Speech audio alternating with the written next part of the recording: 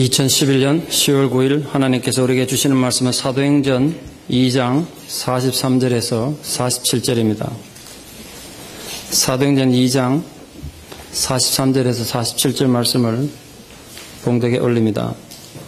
다시 한번 지역을 위해 기도 광고를 드리면 우리 65세 이상 된 어른분들을 우리 저희교회 경로부와 외부 선교단체가 연합으로 섬기는 시간을 가지고자 합니다.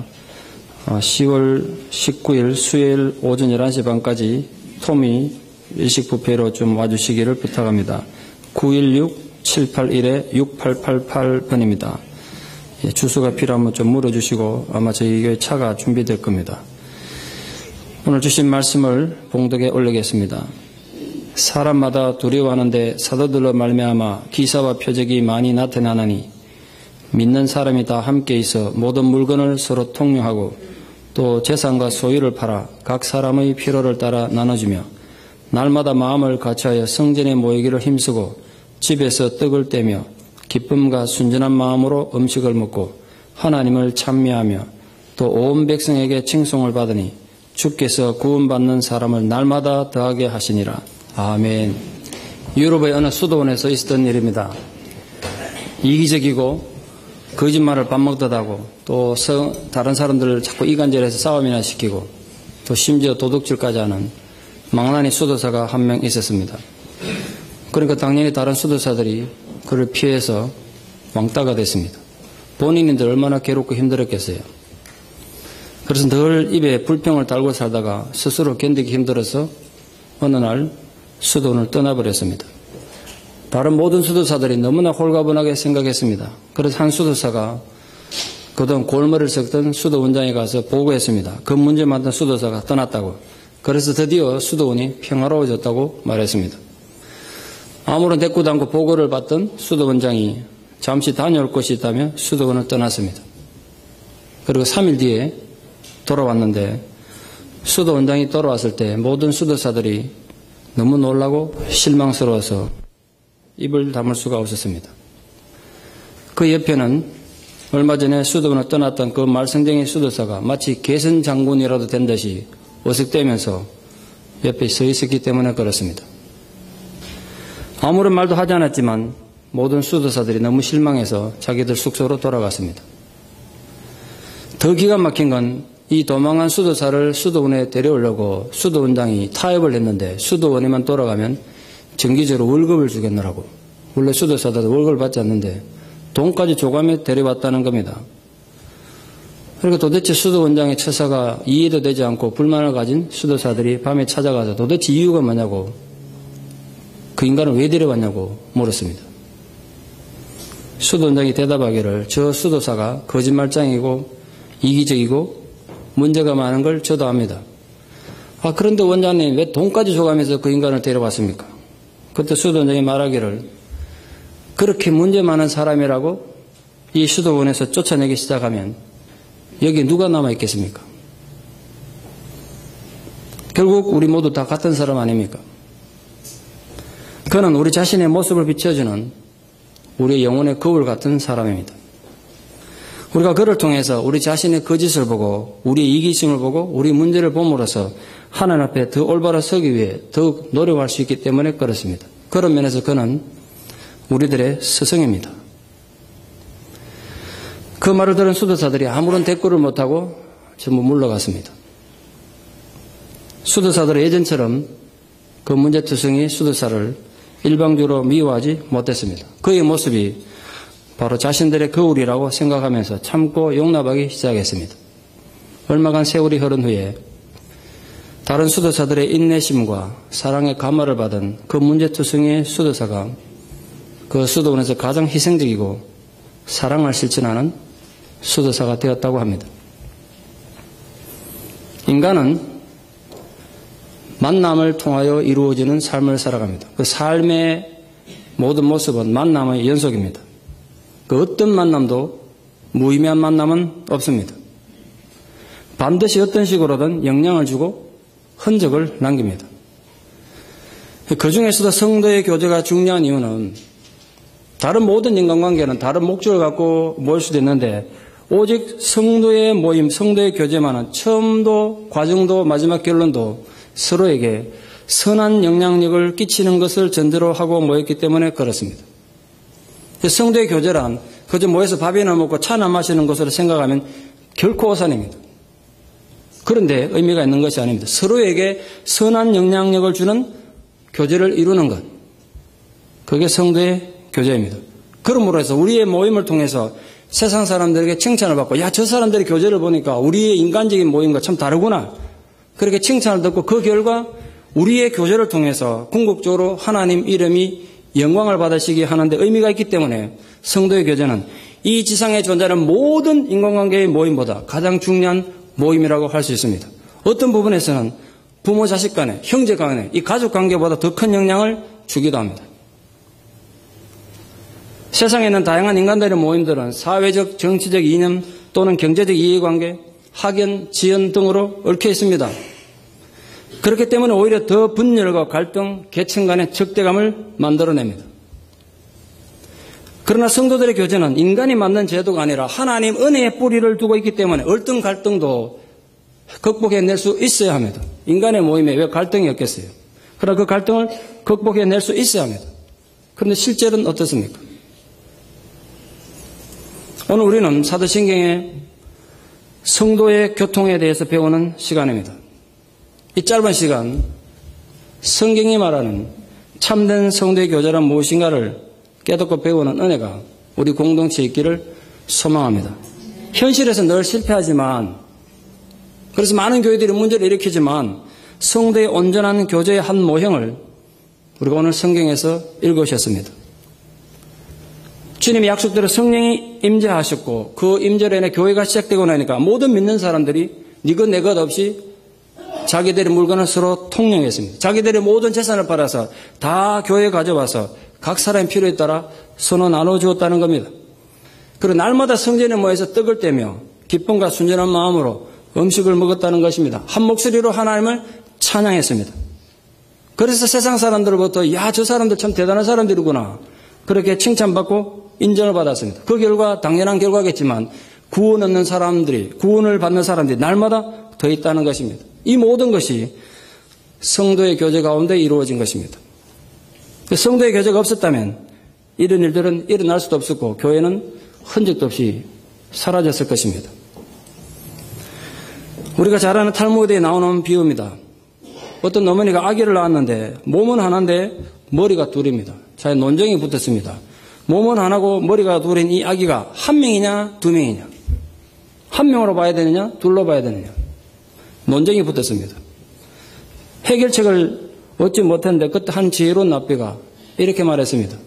뜨거운 물을 하나의 머리 쪽에 부어가지고 둘이 같이 울면 하나고 따로 각각 울면 둘이다 이렇게 말했습니다.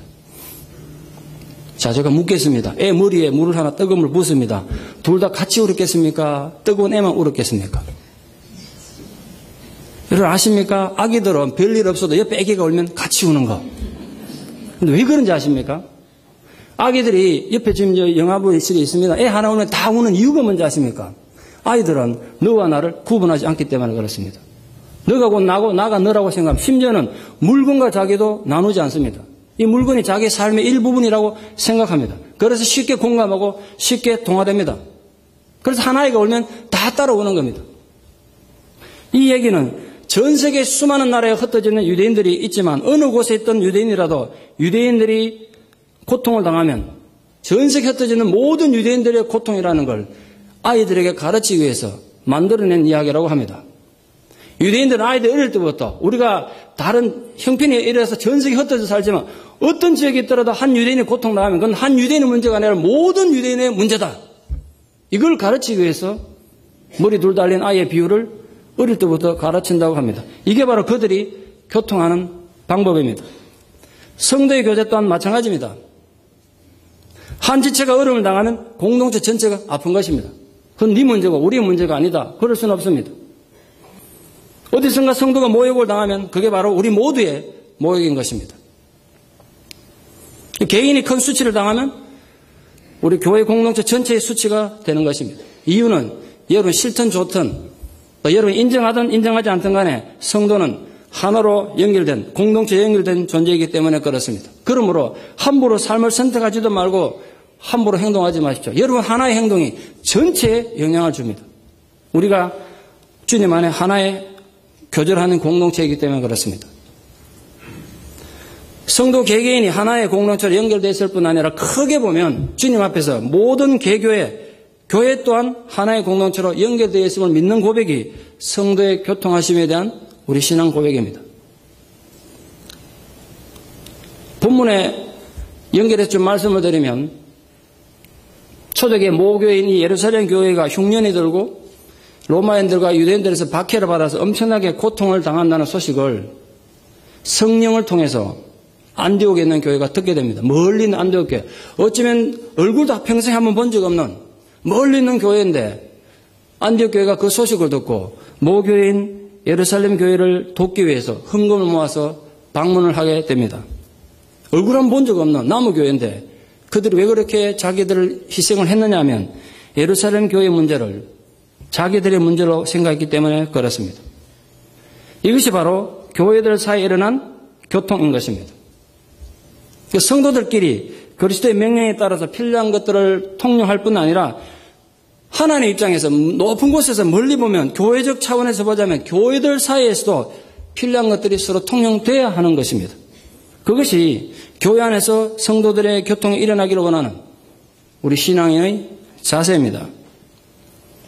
그래서 우리가 가끔 다른 교회가 어렵다고 할 때 헌금도 하는 거고 그들을 위해서 기도도 하는 겁니다. 물론 어떤 분들은 왜 다른 교회를 위해서 헌금하냐고 우리도 힘들어 죽겠는데 뭐 그렇게 항변할 수도 있겠습니다. 그러나 여러분 크게 멀리 보십시오. 복음 안에서 보면 우리 모두 결국 하나님의 한 자녀들이고 주님의 같은 몸된 교회 아닙니까? 때로는 여러분 갈등 겪어서 쪼개지고 깨지고 나갔더라도 천국 가면 만날 거 아닙니까? 안 만났으면 좋겠습니까? 언젠가 천국 가면 다 만날 거라고요. 근데 여기서 원수처럼 지내면 얼마나 뻘쭘하겠습니까? 예수님 앞에 만나갖고. 결국은 보면요. 우리 인간의 옹졸함과 인간의 죄 때문에 갈등을 겪고 살지만 한 몸이라고요. 그 고백할 수 있어야 돼요. 현실에 내 감정은 그렇지 못하더라도 그게 신앙이 말하는 거고 말씀이 말하는 거니까. 지난주에 샌프란시스코 지역에 유학 중인 목회자들을 예년처럼 선교로 다녀왔습니다. 이번에 많은 분들이 오셨던데요. 우리가 아무 조건 없이 우리 사랑을 나누었습니다. 그런 것들이 위로가 되고 격려가 되고 한국 교회를 변화시키는데 작은 마중물이라도 될 수 있지 않겠습니까? 몇몇 목사님께서 메일을 보내오셨는데 미국 와서 10년 넘게 공부하는 동안 이렇게 사랑을 받아본 건 처음이라고. 우리 가족에 너무 위로가 되느라고. 뭐 우리가 얼마 많이 드리지도 못했는데 그걸 감격해 하셨습니다. 또 어떤 분은 되게 어떤 교회에서 오면 봉투 주면서 조건을 자꾸 단대요. 이거 주면 어떻게 하라고. 근데 우리가 식사만 대접하고 기도해드리고 봉투만 나눠드렸다고요. 그러니까 아무런 조건 없이 사랑을 나누는 것에 자기 도전을 받았다고. 나중에 자기도 그 정신을 가지고 목회하겠노라고 그러셨어요. 그분들이 나중에 목회 현장이나 신학교에서 학생들을 가르치는 위치에 있었을 때 작게나마 그 정신들을 함께 할 수 있다면 그게 참으로 아름다운 성도의 교제가 아니겠습니까? 실제로 몇 년간 저희의 작은 도움을 받아서 학위를 끝내고 한국으로 돌아가서 이제 신학교 교수님이 되셨습니다. 목사님이 최근에 다시 우리가 그 간다는 소식도 듣고 메일을 보내왔더라고요. 목사님 교회가 자기들에게 베풀으신 그 사랑의 정신으로 한국교회를 열심히 섬기겠습니다. 그 말인따는 너무 고맙더라고요. 자기가 그 정신으로 학생들을 열심히 가르치고 한국교회를 열심히 섬기겠습니다. 여러분 부디 성도의 교제를 생각할 때 부디 나의 가정, 나의 교회 이것만 생각하지 마십시오. 그건 너무 옹졸한 겁니다. 특히 이민교의 특성은 분열과 갈등이 무슨 전매 특허처럼 되어 있습니다. 왜 그럴까요? 왜 이민교회는 그렇게 쉽게 쪼개지는 것입니까? 우린 그걸 그냥 운명처럼 짊어지고 살아야 됩니까? 근데 우리 그렇게 계속 그렇게 분열을 일으키면 오늘 본문에 나오는 것처럼 예루살렘 교회가 사람들에게 받았던 그런 칭찬 듣는 일은 영원히 없을 겁니다. 그러면 결과론적으로 하나님께서 믿는 자의 무리를 더하시는 일도 영원히 없지 않겠습니까? 이민사회는 어쩔 수 없이 참 열등감이 많고 상처가 참 많습니다. 그 치유가 참 필요하죠. 그래서 사도신경 강해서 이제 2, 3주 뒤면 끝날 텐데 이 사람들의 내면의 열등감을 좀 치유하는 설교를 좀 당분간 해야 되겠다. 그래서 지금 준비하는 중에 있습니다. 교회도 마찬가지예요. 상처들이 너무 많아요. 너무 열등감에 젖어 있어요, 사람들이. 그게 치유가 안 되다 보니까 참 힘든 것 같아요. 그래서 아름다운 성도의 교제를 위해서는 배려하고 양보하는 삶이 정말 필요합니다. 자기 욕심 다 채워서는 안 되는 겁니다. 가능하면 좀 옆에 있는 사람의 입장을 배려하시고 좀 자기를 포기하시고 희생하는 게 필요합니다. 얼마 전에 미국의 중부의 어떤 교도소를 다룬 다큐멘터리를 TV에서 봤습니다.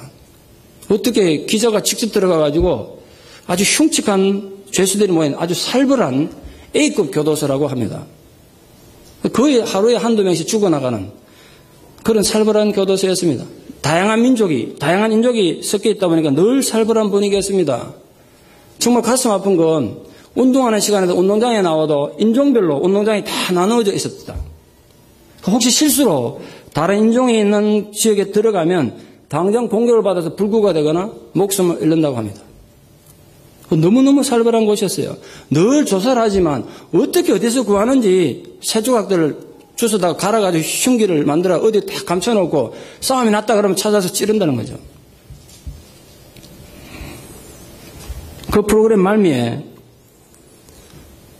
PD가 한 죄수에게 물었습니다. 여러분 생각해요. 그런 살벌한 언제 죽을지도 모르고 언제 공격당할지 모르고 살벌한 교도소 안에 살아남기 위해서 제일 필요한 게 뭘 것 같습니까?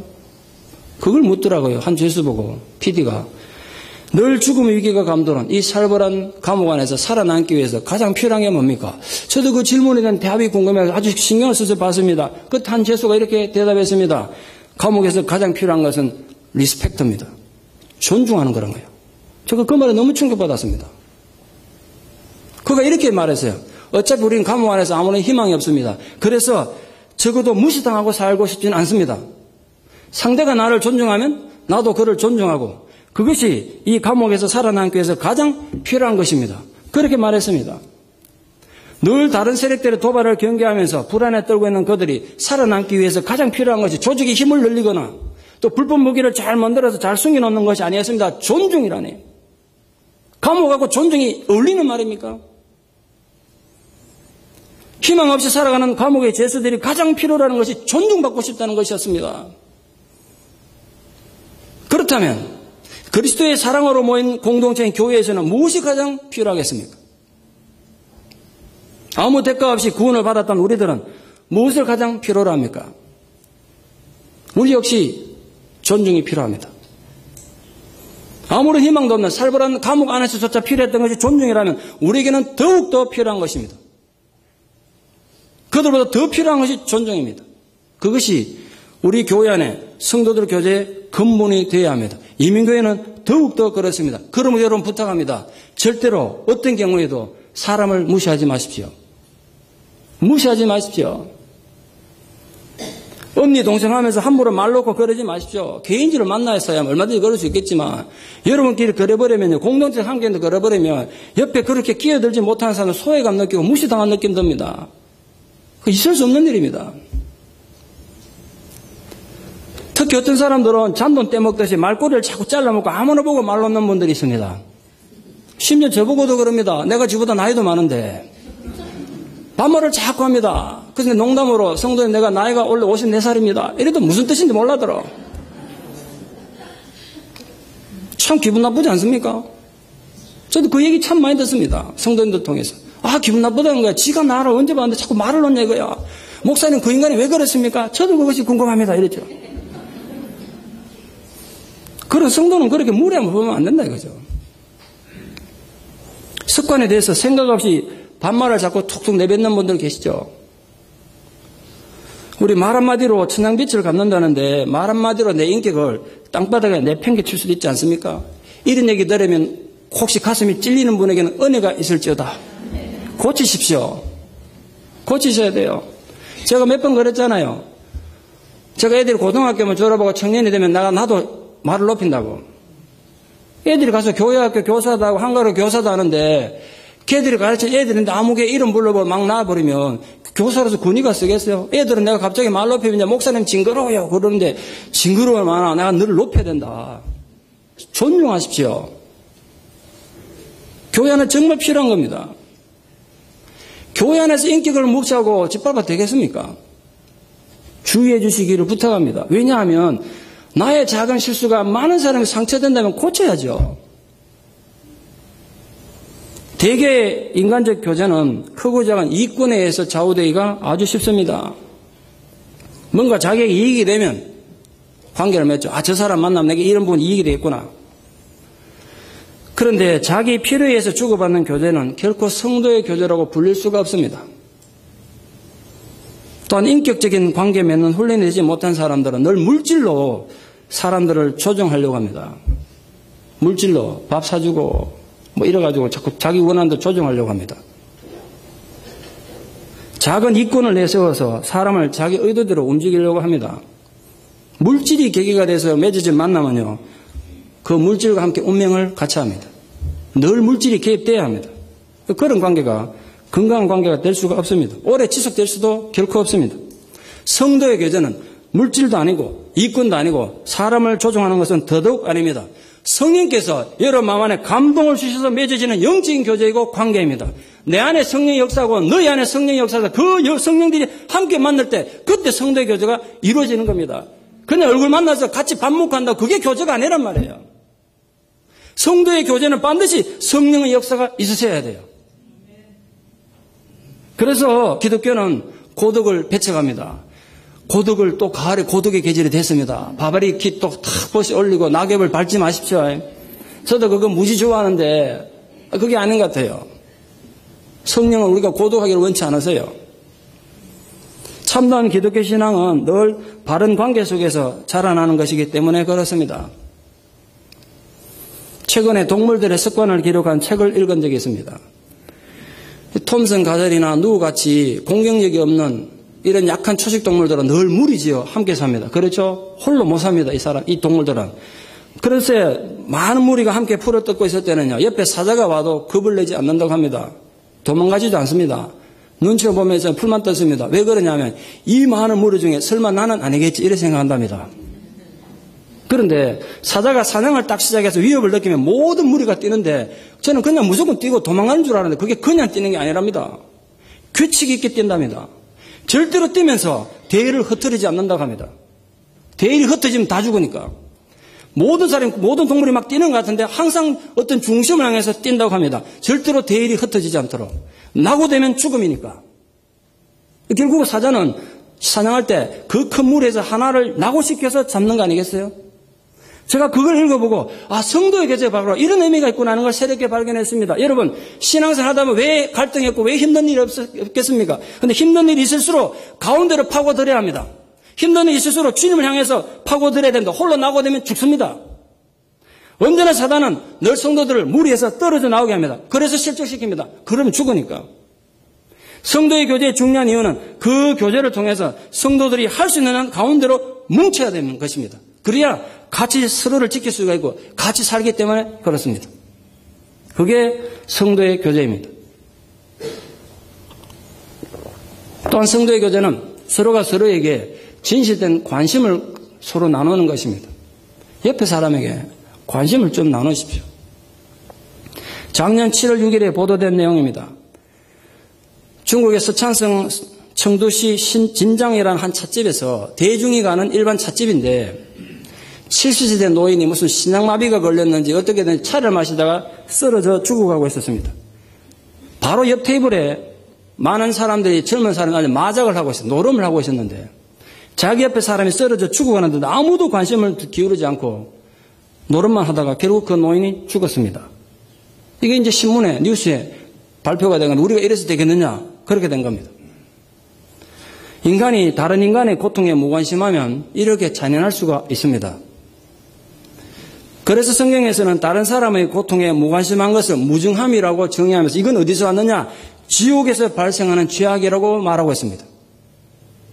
근데 우리는 그런 데 죄책감도 없습니다. 내가 뭐 남의 살인을 했냐, 도둑질을 했냐, 간음을 했냐, 난 죄인이 아니라고 생각하는데 여러분 옆에 있는 이웃의 고통에 무관심하면 지옥에서 하늘을 짓고 있는 것입니다. 그러면서도 죄책감도 없습니다. 그런 마음에 어떻게 성도의 교제가 일어날 수 있겠습니까? 성도는 이웃의 아픔에 무정해서는 결코 성도의 교제를 완성할 수 없습니다. 그러니까 여러분 부디 주변을 좀 살피십시오. 내 문제만 코가 빠져있지 말고 나의 도움을 필요로 하는 이곳은 어디 있는가를 좀 살펴주십시오. 그래서 웨스트민스터 신앙고백서는 이렇게 우리에게 가르쳐주고 있습니다. 성도란 거룩한 교제와 연합을 유지할 의무가 있는 사람이다. 해도 되고 안 해도 되는 게 아니라 그 거룩한 교제를 유지해야 될 의무가 우리에게 있는 존재다. 그리스도인들이란 다른 사람들의 영적, 육적인 유익을 추구할 의무를 지니고 있는 사람들이다. 전 그렇게 배웠습니다. 우리는 절대로 홀로 존재하지 않습니다. 서로를 지키고 서로의 유익을 위해 존재해야 될 책임이 있는 존재들이다.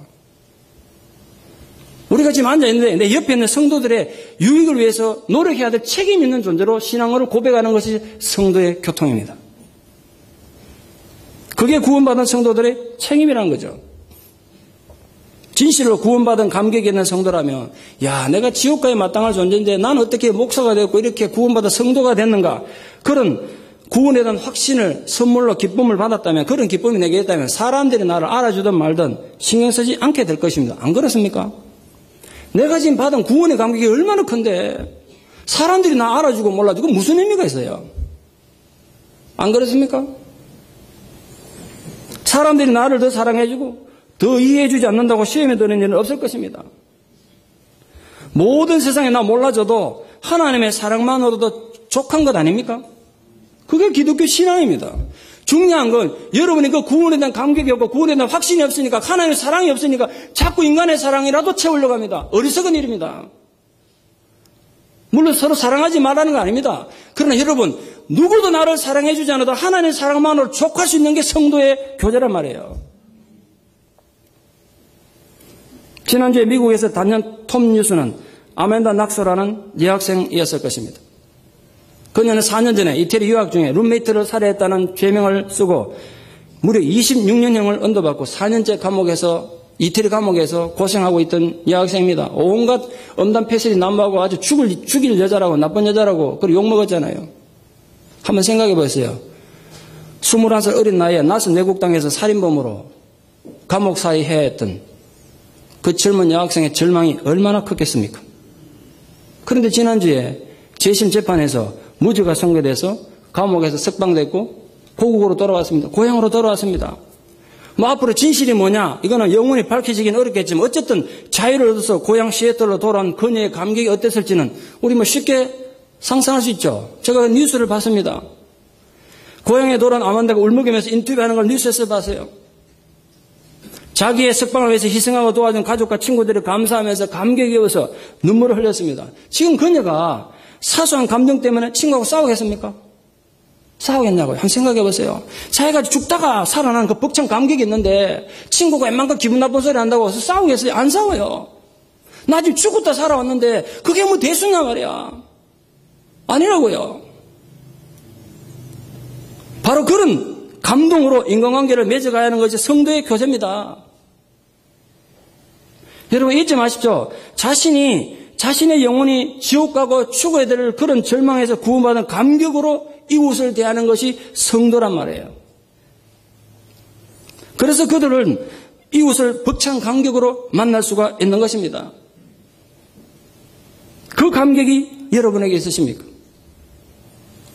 나는 죽음에서 살아나는 감격으로 이웃을 만납니까? 윤리적인 의무감으로 마음에도 없는 억지 웃음을 짓지 마시고 내 안에 구원의 관객부터 확실히 하십시오. 거기서 교제는 시작되는 것입니다. 성도의 사랑과 교제의 출발은 윤리적인 의무감이 절대로 아닙니다. 바로 구원의 감격에서 시작하는 것입니다. 내가 정령 구원받은 확신과 감격이 있다면 인간에게 이해받지 못한다고 해서 그 사랑받지 못한다고 그건 뭐 대수냐 말이요. 내가 지금 영원한 구원의 감격을 가졌는데 인간에게 위로받지 못해서 시험 든다는 거 얼마나 웃기는 일입니까? 잘못하면 기독교 신앙이 정말 코미디가 된다니까요. 한 번만 생각해 보세요. 내가 가진 구원의 감격이 얼마나 큰데 그걸 사소한 일을 시험에 든냐고요. 결국은 근원을 거슬러 가면 그 구원의 문제에 문제가 있는 거예요 지금. 여러분 이 자리에 예배 공동체 앉아 계십니다만 다른 어떤 것보다도 그 구원에 대한 확실한 관격과 그 신앙 고백은 갖고 계셔야 돼요. 거기서 시작하는 거기서. 그래서 영적으로 생각하면 앞서 말씀드렸다시피 고독이 죄라고요. 혼자 있는 거 너무 좋아하지 마세요. 그리스도인으로서 병이 드는 물론 여러 가지 원인이 있겠습니다만 스스로 체크해 보세요. 여러분이 사람 만나는 게 싫어지면 병이 깊이 든 겁니다. 영적으로 병이 들어도 깊이 들었어. 사람이 싫어지면. 사람 자꾸 상처받으면요. 일단 사람이 보기 싫습니다. 누구도 만나기 싫습니다. 병이 든 거죠. 심리학에서 그 병입니다. 영적으로 병이기 전에. 그러면 나중에 우울증 걸리고 정신병이 오는 겁니다. 그럴수록 밖으로 나가서 사람 자꾸 만나야 되는데 커튼 딱 치고 햇빛도 못 들어가지고 혼자 앉아 고독을 즐깁니다. 심령이 위독해진 겁니다. 모른 적이 잘 믿는 사람은, 은혜 받은 사람은요, 사람 만나는 것이 즐거워야 합니다. 내 안에 은혜가 있으면 사람이 즐거워야 돼요. 한 공동체를 이루는 성도들과 긴밀한 교제를 나누는 것이 그게 건강한 성도입니다. 사람 마음에 자꾸 병이 들면요, 사람 만나는 것부터 싫어져요. 그릇으로 하면 자꾸 만나셔야 돼요. 뭘 만나도 잘 만나야 되죠. 세속적인 만남은 허무함만 더합니다. 허무해요, 인간관계가. 이 성령의 교제가 없으면. 교회 안에서도 성도의 만남은 하는데 자꾸 세속적인 수준으로만 만나면 나중에 허무함만 남습니다. 허무해. 이게 뭐냐, 이렇게 허무하냐, 그래야 된다고요. 그 성도의 교제에는 반드시 성령의 역사가 있으셔야 합니다. 단순한 칭견은, 먹고 마시는 칭견은 세상 사람들이 더 잘하는 거 아니에요? 그들이 더 잘할 거라고요. 그러니까 성도의 교제는 달라야 돼요. 결국 신앙의 의미는 내가 얼마나 사랑받고 이해받았느냐, 그게 달리는 게 절대로 아닙니다. 늘 나만 위로받고 나만 사랑받고 나만 관심을 받아야 된다고 생각하는 건 어리석고도 이기적인 겁니다. 왜 당신만 사랑받고 왜 당신만 이해받아야 되냐고, 왜 당신은 사랑하지 못하고 당신은 이해하지 못하냐 말이에요. 성경은 우리가 그걸 묻고 있습니다. 성도의 가치와 의미는 내가 얼마나 사랑하고 이해했는가로 결정됩니다. 신앙의 가치는 먼저 사랑하는 데 있습니다. 여러분 먼저 인사하십시오. 오늘도 저 인간이 마주쳤는데 나한테 인사를 안 하고 갔다. 시험에 들지 말고 네가 먼저 하면 안 되냐고. 네가 먼저 인사를. 그런 분 많으세요. 목사 누구를 만났는데 인사를 안 하고 갑니다. 속으로 내가 또 네가 먼저 하라고 시험 들 거니까. 그거 참 이상하네요. 여러분, 내가 먼저 가서 인사하십시오. 부끄러운 거 아닙니다. 나이가 많아도 상관없어요. 안녕하십니까? 지난주 어떻게 지냈어요? 먼저 인사하면 어디 세금 붙습니까? 감옥 안 갑니다. 그렇다고. 먼저 다가 인사하시고 먼저 알아주시고 먼저 다가가십시오. 그게 성도의 교제입니다. 내가 나이 많고 이게 오래 다녔다고 대접을 받으러 그러면 되냐고요. 먼저 사랑을 나누는 게 신앙 아닙니까? 사랑받지 못했다고 시험 되는 게 절대로 권리가 아닙니다. 시험 되는 권리가 아니에요. 부끄러운 거예요. 결국은 따지고 보면 내 안에 하나님 사랑이 없다는 거예요. 그러니까 시험이 들지. 성도의 교제가 뭔지는 모르는 거 시험이 드는 거예요. 외롭다고 하지 말고 먼저 다가가십시오. 여기 외로운 분이 계십니까? 외로움에 사무친 분이 계십니까? 이 많은 사람 가운데서 외로워서 막 못 견디겠는 분 계십니까? 다가가십시오. 사람이 홀로 독차하는 것, 외로운 것이 하나님 보시기에 안 좋다고 성경에 되어 있습니다. 창세기에 보니까 에덴 동산 안에 모든 것이 완벽하고 아름다운데 딱 하나 보기 싫은 거, 혼자 있는 거였대요. 외로운 거였대요. 아울러서 우리가 성숙한 성도의 교제를 위해서 이 관계 훈련, 사회적 훈련이 정말 필요한 것 같아요. 특히 우리 한국 사람들이 이 훈련이 안 돼가지고 필요해요. 가장 손쉬운 의견 통일 방법은 독재 정치입니다. 독재 정치. 힘으로 갖다가 막 반대 의견 눌러버리는 겁니다.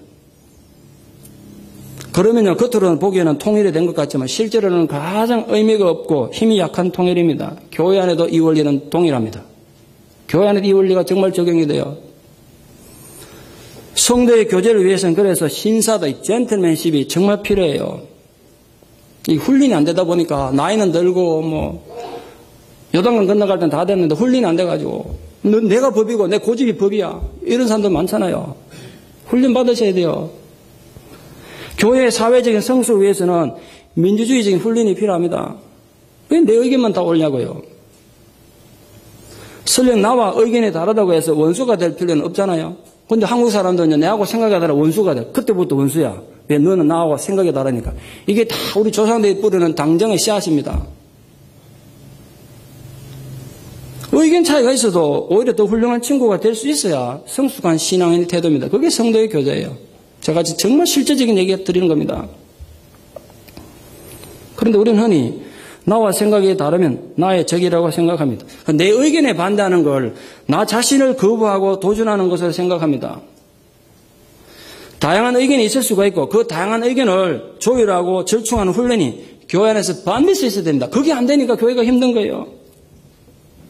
그게 성도의 교제의 중요한 부분입니다. 이 초대교회 때부터 교회가 분열이 생기고 다툼이 자꾸 생겨난 이유는 바로 이 부분에서 훈련이 부족했기 때문입니다. 그 사회성의 훈련의 부족으로 사람을 자꾸 거부한 거예요. 사람을. 그 사람을 거부하니까 그 사람의 의견은 무조건 반대해야 된다고 생각한 겁니다. 우리 한국인들은 그런 옹졸함이 있지 않습니까? 피 속에 흘러요, 그게. 너나 없이. 너무 옹졸해. 그러니까 한국 정치가 저 모양이죠. 누구 욕할 거 없어요. 백성도 수준이 그런데 뭐. 성도의 교제를 가로막는 가장 현실적인 장애가 아닐 수가 없습니다. 나하고 의견이 다르더라고. 등 돌리지 마십시오. 그래도 우리는 주님이 한 몸이고 한 성도입니다. 의견은 의견이고 너와 나를 주님이 돌아가신 한 교회 한 성도인 건 마찬가지잖아요. 그건 변할 수 없죠. 누구든지 그러므로 하나님 교회 안에서 자신의 권리만을 주장함으로써 가난한 자나 약한 자를 무시한다면 그건 결국 하나님 교회를 무시하는 겁니다. 그런 일들이 실제로 이미 초대교회 안에 일어나서 성경에 기록이 되어 있어요. 초대교회 중에 하나였던 고린도 교회 안에서 그런 일이 많이 일어났습니다. 그들은 매주 예배 뒤에 함께 모여서 애찬을 했습니다. 그러나 그때는 뭐 교회가 제대로 있는 것도 아니고 집집마다 다니면서 예배를 드렸는데 부엌이 있는 것도 아니고 하니까 음식을 각자 집에서 준비해 왔습니다. 그래서 그 음식들을 함께 나누고 교제하는 것이 예배의 한 부분이었습니다. 그래서 오늘 읽은 본문에서처럼 예배의 공동체는 곧 식사 공동체로 함께 모여서 사랑의 교제를 나누고 오늘 받은 은혜를 그렇게 나눴던 겁니다. 그런데 문제는 시간이 좀 지나니까 심각한 갈등이 생겼습니다. 주로 음식을 가져오는 사람들, 여유가 있는 사람들 아니겠습니까? 부자들, 권력자들이 음식을 준비하고 가난한 자들이나 또 초대교회 안에는 이 노예 출신도 많았으니까 그 사람들은 뭐 가져오고 싶어도 가져올 게 없잖아요. 준비를 못하고 빈손으로 왔다고요. 처음에는 부자들이 가져온 음식을 같이 먹었는데 시간이 좀 지나니까 부자들과 권력자들이 자꾸 손해본 느낌이 들어. 우리는 먼저 맨날 음식 해다 주고 저거는 입만 가져와서 먹고 있나. 그래서 우리 꼴 보기 싫으니까 예배 전에 우리끼리 모여서 먹자 이래야 된 겁니다. 예배 드리기 전에 먼저 모여서 식사했어요. 또 예배 마친 뒤에 먹더라도 가난한 사람은 못 오게 하고 자기들끼리 먹고 마시고 심지어는 그때는 포도주가 음식 중에 하나가 포도주 너무 마셔가지고 예배 드린 데서 술 채가지고 술주정을 교회에서 막 버렸다는 거죠. 성경이 그래 돼 있어요. 그 반면에 가난한 자들은 굶주린 배를 움켜쥐고 부자들의 잔치를 구경만 하고 있었던 것이 고린도 교회의 현실이었습니다. 상상이나 되십니까 그게? 그런 추태에 대해서 바울이 신랄하게 비판한 것이 고린도전서 12장에 아주 길게 기록되어 있습니다. 그러므로 여러분 세상에서 자기 지식이나 재물, 명예 등을 자랑할 수도 있겠지만 하나님의 교회를 세상의 것으로 드러낼 수는 없잖아요. 안 그렇습니까? 그리스도의 몸이라고 일컬어지는 교회 안으로 절대로 세상적인 사고방식을 가져와서는 안 되는 것입니다. 그 어떤 경우에도 세상의 성공의 기준으로 사람을 차별해서는 안 되는 겁니다. 그러므로 조심할 것은 사회의 신분을 교회 안으로 그대로 가져오지 않기를 주의하십시오. 사회 신분 때문에 여러분이 교회에서 영광이나 존경을 받으려 한다면 그건 큰 오산입니다. 사회에서 신분이 어떤든 간에 저 교회 문턱을 딱 넘는 순간 우리 모두는 하나님의 동일한 자녀이며 한 가족인 것입니다. 집에서 퇴근한 뒤에도 가족들 앞에서 자기 세상 직분 내세우면서 거들먹거리는 그런 사람이 있겠습니까? 그 정신병자죠. 지난주에 죽은 스티브 잡스도 보니까 집에서는 그저 평범한 아버지였다고 그에 대한 일대기를 요약한 걸 신문에서 봤습니다. 세계 제일의 부자도 세계를 움직이는 권력가도 집에 오면 그저 한 명의 가족이 되시 하나님의 집인 교회에서도 마찬가지입니다. 여러분이 이 세상에서 아무리 큰 소리 치고 큰 힘을 가지고 산다고 해도 저 교회 문을 열고 들어오는 순간 세상에 건 다 잊으셔야 돼요. 근데 너무나 자주 전 어릴 때부터 봤어요. 교회 하나 와가지고 세상의 권력과 세상 힘 가지고 교회를 주무르고 휘두르는 사람들 많이 봤습니다. 단지 우리가 하나님의 자녀로서 모든 성도가 한 가족이라는 것만 생각하십시오. 그래도 인간이 죄인이라 지난주에 말씀드린 것처럼 이 교회는 주님의 아름다운 몸이었지만 이 교회를 운영하고 유지하는 것들이 죄인인 인간들이기 때문에 갈등이 없을 수가 없습니다. 온갖 종류의 갈등들이 자꾸 생기고 미움이 생깁니다. 그러나 아름다운 성도의 교제를 위해서는 그 갈등과 미움을 해결하는 힘을 기르셔야 됩니다. 태어나서 평생 트리폴리를 떠나본 적이 없는 올해 35살의 무하마드 이남이라는 여자 의사가 있습니다. 보수적인 아랍 국가에서 몇 명 안 되는 여성 인재로서 트리폴리의 유명한 외과 의사이십니다. 근데 그녀의 인생이 이번에 리비아 시민혁명으로 완전히 달라졌습니다. 병원을 찾아오는 환자들이 하나같이 이유도 없이 군인들이 자기들의 총을 쐈다는 거예요. 총상인 환자들이 병원에 밀려 들어왔습니다. 왜 그런 짓을 나는 이해가 되지 않았습니다. 어떻게 군인이 자기 나라 백성들에게 아무 이유 없이 총질하냐고요.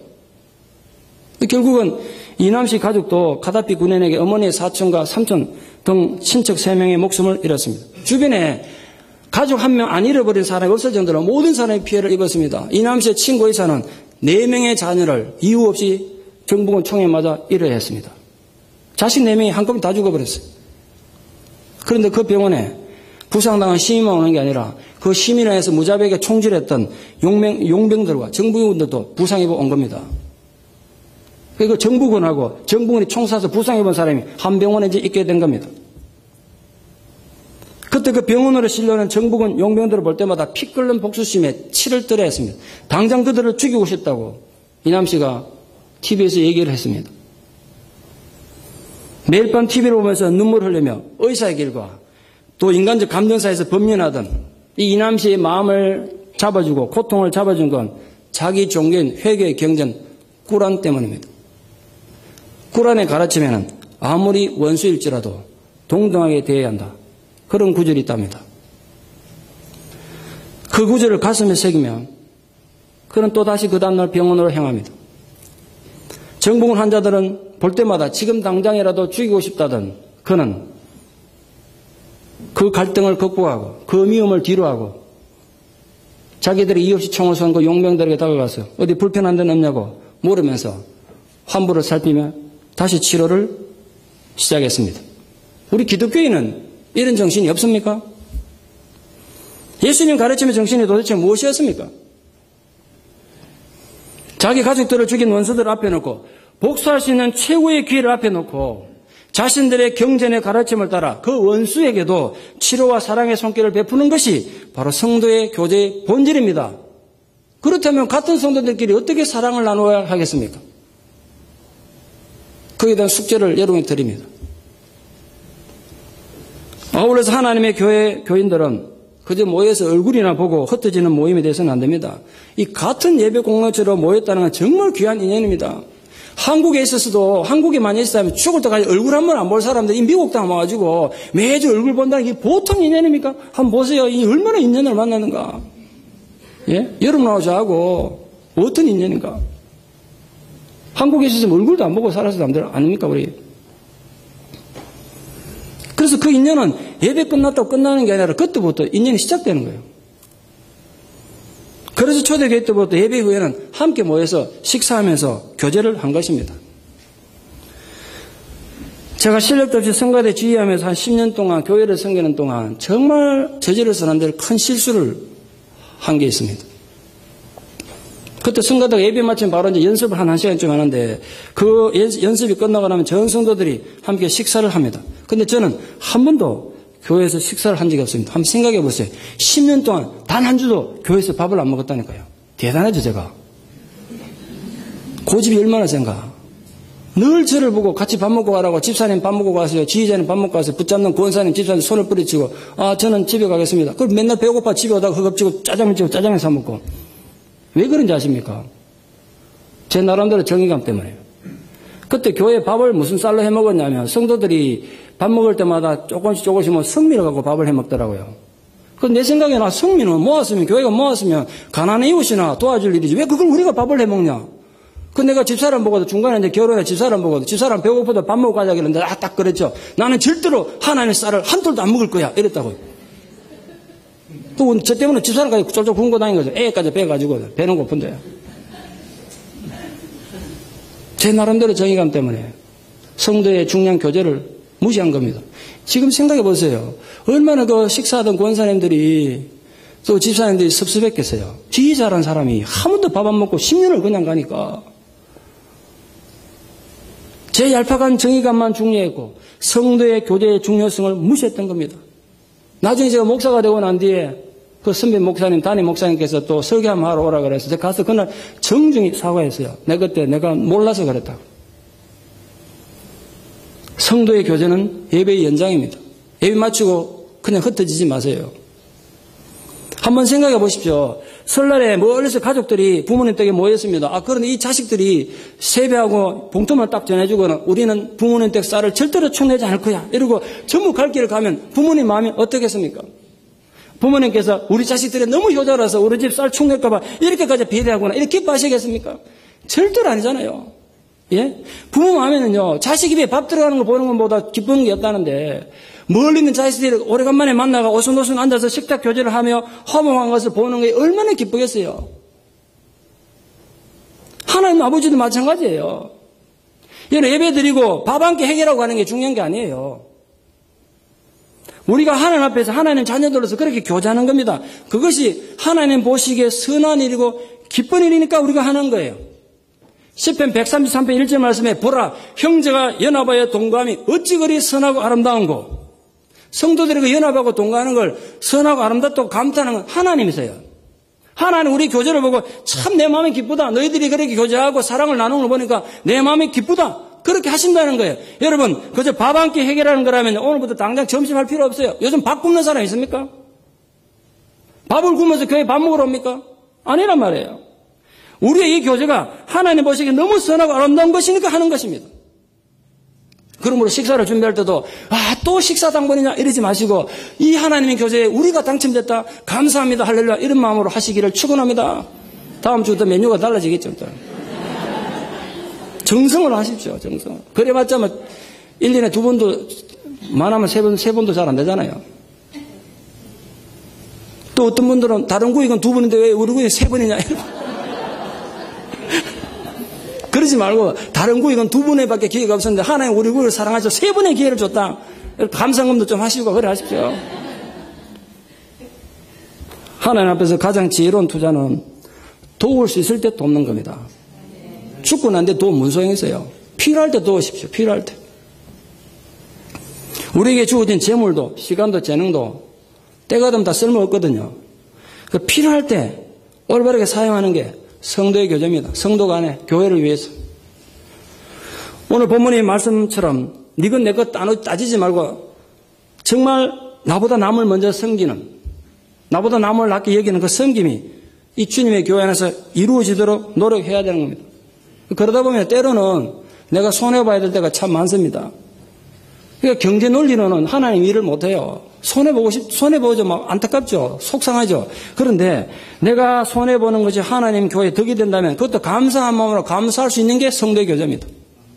그걸 감사하셔야죠.